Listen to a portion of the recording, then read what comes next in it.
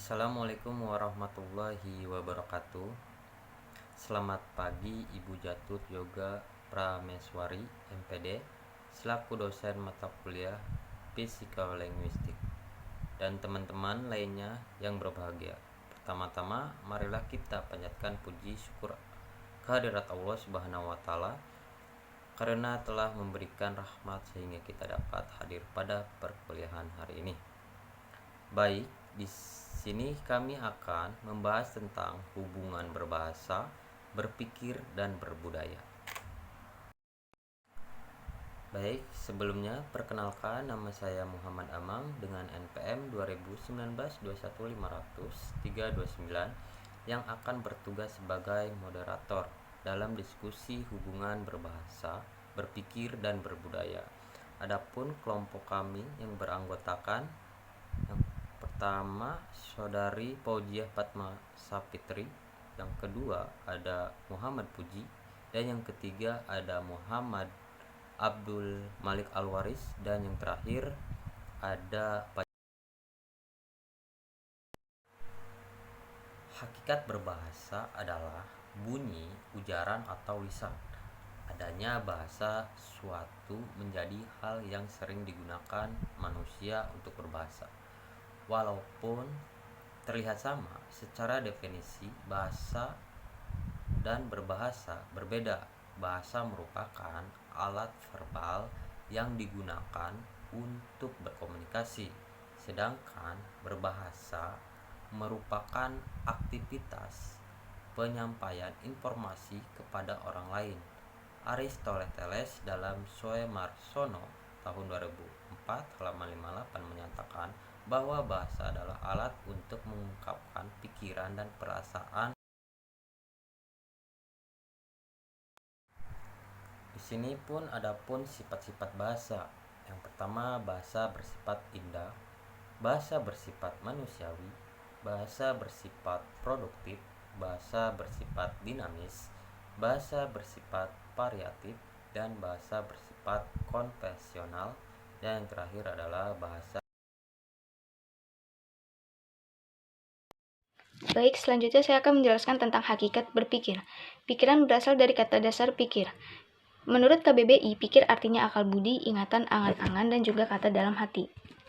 Berpikir merupakan suatu proses kegiatan pengolahan yang terjadi di dalam otak yang menghasilkan pikiran secara luas, baik secara abstrak maupun konkret. Berpikir merupakan daya yang paling utama serta merupakan ciri yang khas untuk membedakan manusia dari hewan. Manusia dapat berpikir karena manusia memiliki bahasa, sedangkan hewan tidak memiliki bahasa. Bahasa manusia adalah kebudayaan yang harus dipelajari dan diajarkan, sedangkan bahasa hewan adalah bahasa insting yang tidak perlu diajari dan diajarkan. Hakikat berbudaya. Menurut asal-usulnya, budaya berasal dari bahasa Belanda, culture, bahasa Inggris culture, bahasa Latin colere, dan juga bahasa Sanskerta yakni budaya. Kata budaya merupakan bentuk jamak dari kata budi, yang berarti budi atau akal.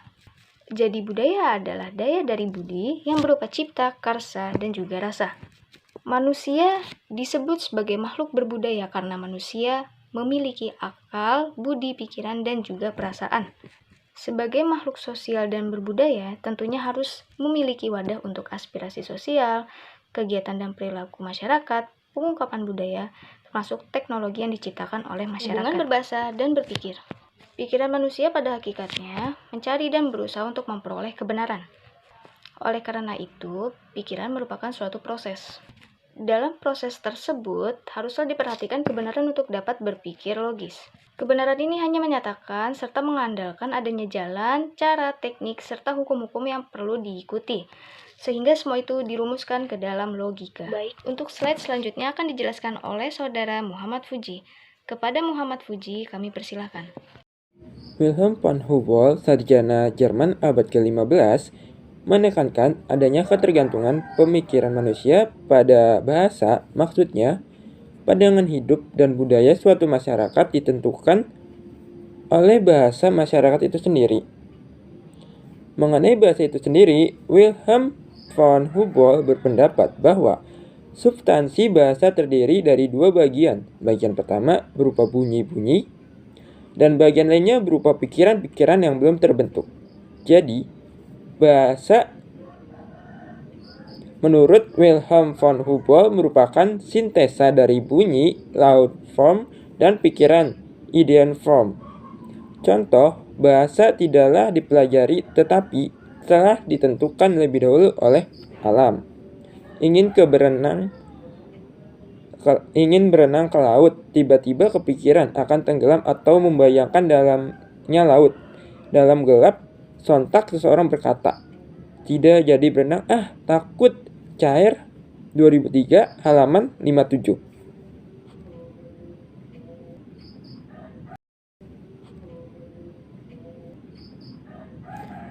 Edward Sapir 1884 sampai dengan 1939. Linguis Amerika memiliki pendapat yang hampir sama dengan von Humboldt.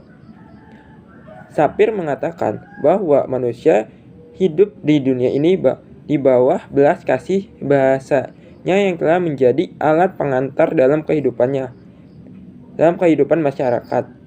Menurut Sapir, telah menjadi fakta bahwa kehidupan suatu masyarakat sebagian didirikan di atas tabiat-tabiat dan sifat-sifat bahasa itu. Benjamin Lee Roth 1897 sampai 1941, murid Sapir, menolak pandangan klasik mengenai hubungan bahasa dan berpikir yang mengatakan bahwa bahasa dan berpikir merupakan dua hal yang berdiri sendiri-sendiri. Sama halnya dengan von Humboldt dan Sapir, Wolff juga menyatakan bahwa bahasa menentukan pikiran seorang sampai kadang-kadang bisa membahayakan dirinya sendiri.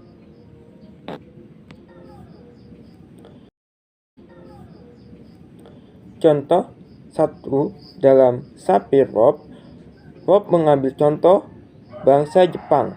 Orang Jepang mempunyai pikiran yang sangat tinggi karena orang Jepang mempunyai banyak kosakata.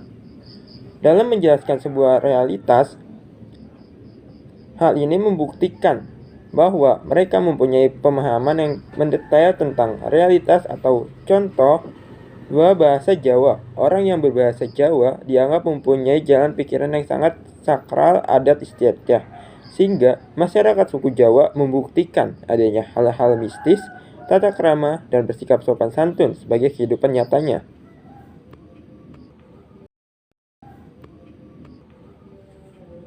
Vygotsky, seorang ahli semantik berkebangsaan Rusia, berpendapat bahwa adanya satu tahap perkembangan bahasa sebelum adanya pikiran dan adanya satu tahap perkembangan pikiran sebelum adanya bahasa.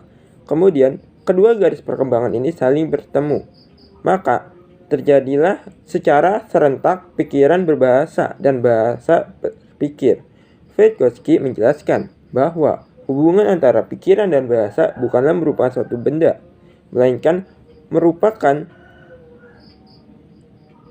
suatu proses, satu gerak yang terus-menerus dari pikiran ke kata bahasa dan dari kata bahasa ke pikiran. Menurut para ahli, Noam Chomsky, mengenai hubungan bahasa dan pemikiran, Noam Chomsky mengajukan kembali teori klasik yang disebut hipotesis nurani. Artinya, rumus-rumus itu dibawa sejak lahir. Pada waktu anak-anak mulai mempelajari bahasa ibu, dia telah melengkapi satu peralatan konsep dengan struktur bahasa dalam yang bersifat universal sejak lahir. Selanjutnya, menurut teori Eric Landberg, banyak bukti yang menunjukkan bahwa manusia menerima warisan biologi asli berupa kemampuan berkomunikasi dengan menggunakan bahasa yang khusus untuk manusia dan yang tidak ada hubungannya dengan kecerdasan pemikirannya. Menurut Landberg, kemampuan berbahasa sangat erat hubungannya dengan bagian-bagian anatomi dan fonologi manusia.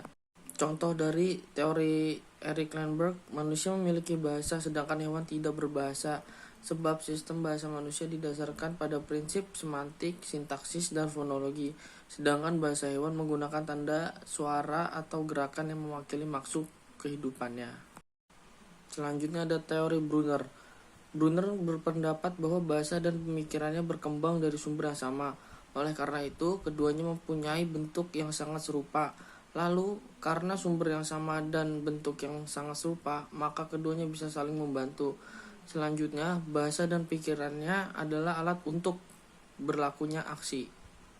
Ada kekontroversialan hipotesis Sapir-Whorf. Teori-teori atau hipotesis-hipotesis yang dibicarakan di atas tampak cenderung saling bertentangan. Hipotesis Sapir-Whorf lah yang paling kontroversial. Hipotesis ini yang menyatakan bahwa jalan pikiran dan kebudayaan suatu masyarakat ditentukan atau dipengaruhi oleh struktur bahasanya. Hubungan berbahasa dan budaya.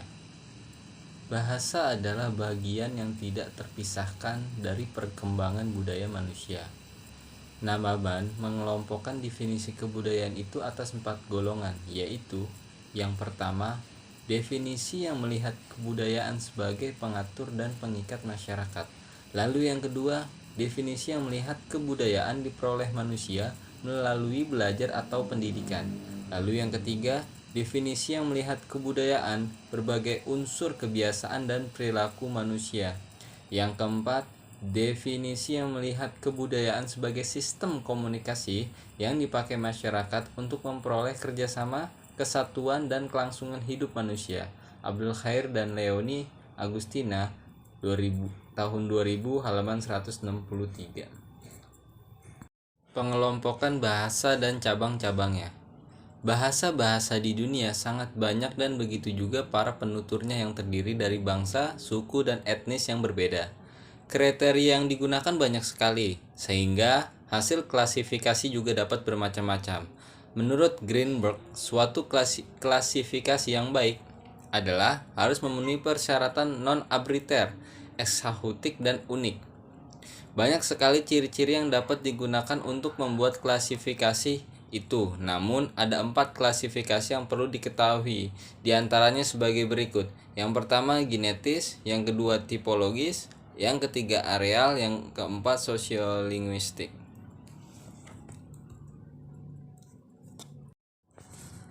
Simpulan. Bahasa adalah bagian yang tidak terpisahkan dari perkembangan budaya manusia. Segala aktivitas yang dilakukan oleh manusia di dalam kehidupannya memuat unsur bahasa. Ada beberapa teori yang membahas tentang hubungan berbahasa dan berpikir. Di antaranya teori Wilhelm von Humboldt, Sapir-Whorf, Vygotsky, Noam Chomsky, Eric Lenneberg, dan Brenner. Bahasa juga mempunyai hubungan dengan pelestarian kebudayaan, yaitu hubungan subordinatif dan koordinatif. Selain itu, ada beberapa klasifikasi bahasa, di antaranya klasifikasi berdasarkan klasifikasi genetis, klasifikasi tipologis, klasifikasi areal, dan klasifikasi sosiolinguistik. Kebudayaan dalam lingkar komunikasi adalah keseluruhan sistem komunikasi yang mengikat dan memungkinkan bekerjanya suatu himpunan manusia atau masyarakat, atau sistem aturan komunikasi dan interaksi yang memungkinkan suatu masyarakat terjadi, terpelihara, dan dilestarikan. Bahasa adalah faktor yang memungkinkan terbentuknya kebudayaan. Bahasa adalah sine qua non atau yang mesti ada bagi kebudayaan dan masyarakat manusia. Bahasa adalah kunci bagi pengertian yang mendalam atas suatu budaya atau ciri yang paling kuat dan kepribadian sosial seorang atau teori Lindgren. Kurang lebihnya mohon dimaaf. Assalamualaikum warahmatullahi wabarakatuh.